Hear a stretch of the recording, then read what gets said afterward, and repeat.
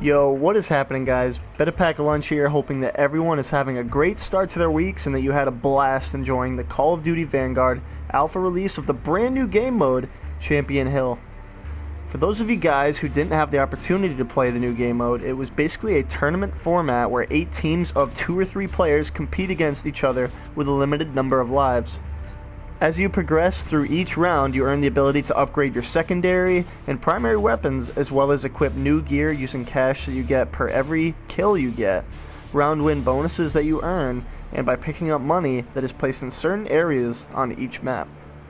While having all the great experiences, however, I had noticed a few problems with the overall gameplay experience, as I'm sure many of you guys and girls did as well. The creators of the up-and-coming Call of Duty had one wish for us fans while the alpha was playing out, and that was that all the consumers were hoped to have a great experience and also to give them as much feedback as possible so that improvements can be made to balance out the gameplay and give the fans a better playthrough when the beta releases this up-and-coming week. Well, the community has definitely spoken, and we do have quite a few changes coming to the game upon the release of the Call of Duty Vanguard beta that starts on September 8th. Many of the times the player had engaged themselves in a heavily contested gunfight with an opponent, the player would find themselves in a very visually blinded state as your screen becomes very blurry and darkened the more and more damage that goes into your character's health.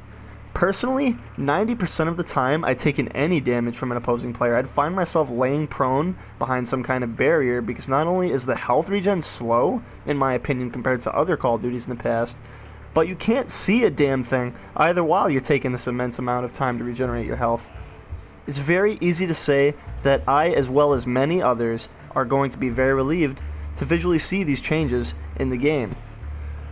Another very noticeable thing you could pick up playing the alpha is how simple it is for you to get spotted on the map while in the game. Now, not only is this from spy planes being called in by the other team and not running Ghost, but another big factor is how easy it is to spot someone's red name bar above each individual person. When I say it is simple to notice this, I mean it is completely transparent. You can see an enemy through many of each map's surfaces, including those of which walls and objects that are both destructible and indestructible. My highest kill streak this weekend was only like 10 kills, I think. It was like 10 or 12. And it's pretty easy to understand why, also given that I'm not the greatest at multiplayer. The options given for aim assist are pretty damn cool, because you can be a new player who lacks accuracy and be given the ability to have stronger aim assist when aiming near the center of a target. The game includes the standard aim assist for Cold War and the generic aim assist settings that are default for Call of Duty Vanguard. But should I be able to have strong enough of an aim assist to carry through walls and massive vehicles? Aim assist in Vanguard is actually so good and overpowered that you can obtain it through probably about 80% of all structures in the game. Imagine running into a Call of Duty League pro player and them having this advantage on you. As overpowered and fun to abuse this ability is, it must be removed from the game to make gunfights more equal and fair for the casual gamer. Another sad and frustrating thing you'd come across in the Champion Hill Alpha is the consistent audio bugging. I was trying to debunk and figure out why exactly one would experience this, but I would lose the complete ability to hear anything at random points at the start of rounds and towards the end of rounds. Now, this doesn't happen to me often, but it happened enough times to become really frustrating because I couldn't figure out if it was just a complete random or if certain weapons and gear in the game actually made the audio in the game be near impossible to hear. Either way, the game has at times big audio issues that hinder one's ableness to stay alive or pinpoint opponent players on the map being able to hear their footsteps. So thank you, Sledgehammer Games, for addressing and taking responsibility of the issue so this can be fixed before the beta comes out very soon. Now, the game may have overpowered kill streaks and abilities that you can obtain by saving and collecting cash as you play Champion Hill, but at least these things are earned from you being successful in the game. But should I be spawning one foot in front of an enemy player when each team has only 2 or 3 players? I don't think this was something that happened on every map, as I'm not too sure, but each map should be balanced enough to make sure something like this doesn't happen. I can't even tell you how many times I had died and then instantly been slayed off spawn because I'm respawning within extremely close range of an enemy player. So good thing many others are playing Vanguard experience the same thing, so the creators of the game can improve the spawns and make them more equally balanced.